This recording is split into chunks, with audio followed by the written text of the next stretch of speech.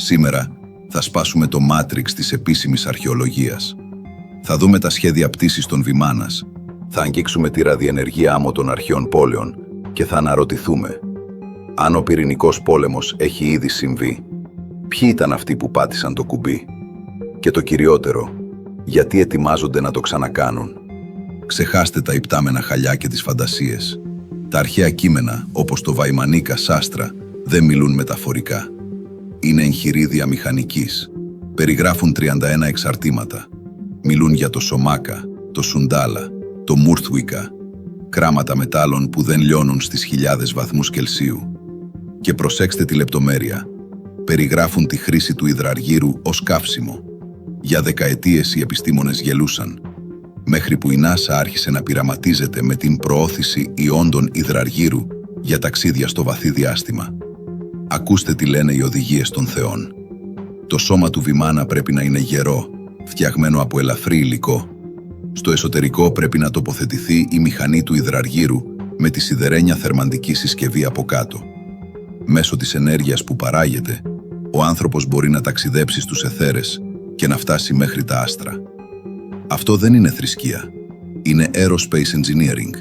Και υπάρχει και κάτι πιο σκοτεινό.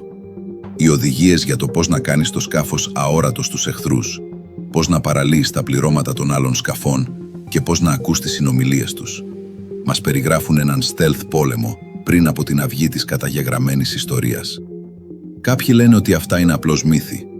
Τότε πώς εξηγούν τον Μπραμάστρα, το όπλο που η Μαχαμπαράτα περιγράφει ως τη φωτιά που καταπίνει το σύμπαν?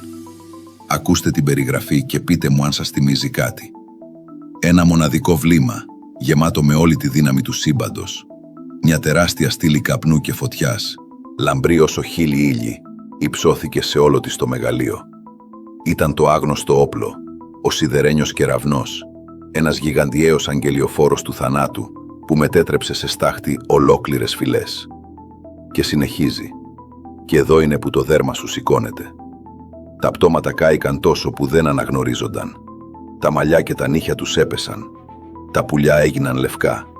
Μετά από λίγες ώρες, όλα τα τρόφιμα μολύνθηκαν.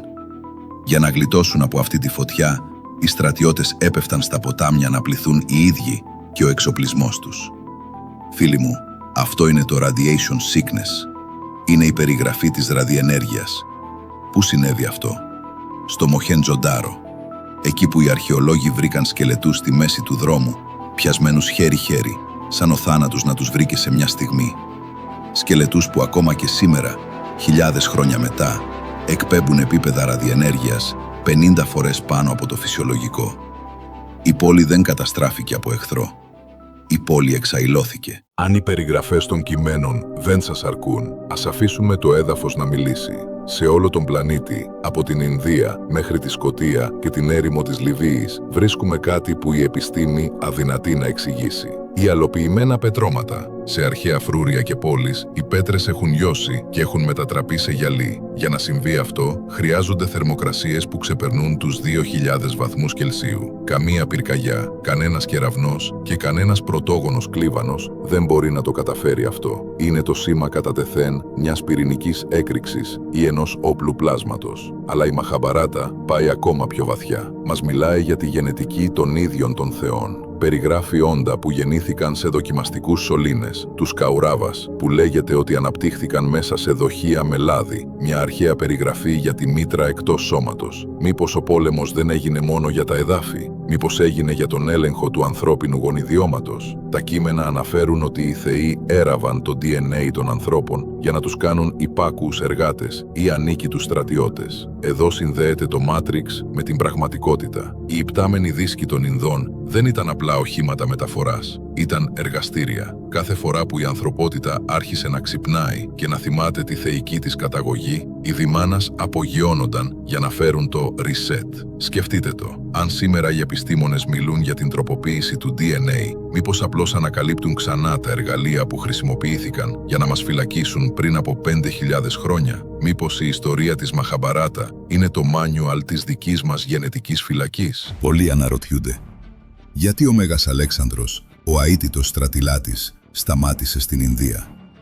Η επίσημη ιστορία ψελίζει για κούραση των στρατιωτών και μουσώνες. Η αλήθεια όμως κρύβεται στα ημερολόγια των ίδιων των Μακεδόνων. 325 π.Χ. Ποταμός Ιδάσπης. Ο στρατός ετοιμάζεται για την τελική αναμέτρηση. Ξαφνικά, ο ουρανός ανοίγει. Δύο υπτάμενες ασπίδες, όπως τις ονόμασαν οι ιστορικοί της εποχής, εμφανίζονται πάνω από τις γραμμές των Μακεδόνων. Περιγράφονται ως κυκλικά αντικείμενα που έφτυναν φωτιά στις άκρες τους. Το αποτέλεσμα? Οι ελέφαντες του πόρου πανικοβλήθηκαν και ο στρατός του Αλεξάνδρου έπαθε σοκ. Ήταν ο Αλέξανδρος ο πρώτος σύγχρονος άνθρωπος που ήρθε αντιμέτωπος με την τεχνολογία των Βιμάνας.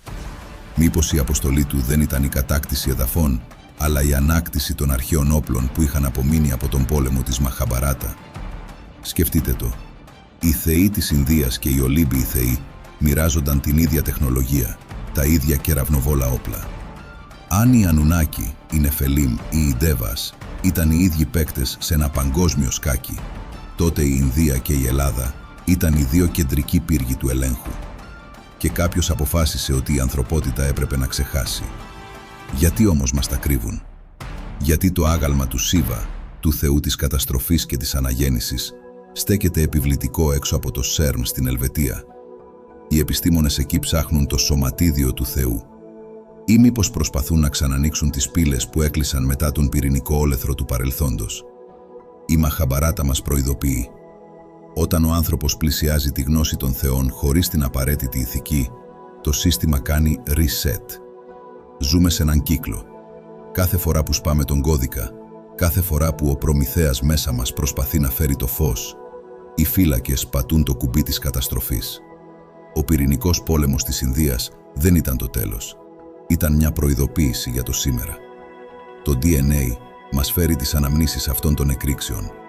Ο φόβος μας για το άγνωστο είναι ο φόβος του σιδερένιου κεραυνού που κάποτε έσβησε τον πολιτισμό μας. Η αλήθεια δεν είναι κρυμμένη στις βιβλιοθήκες, είναι γραμμένη στα κύτταρά μας. Και η ώρα της μεγάλης ενεργοποίησης πλησιάζει. Εσείς τι πιστεύετε? Είμαστε η πρώτη γενιά που θα καταφέρει να κρατήσει τη γνώση ή είμαστε απλώς οι επόμενοι που θα δουν τους χίλιους ήλιους να ανατέλουν?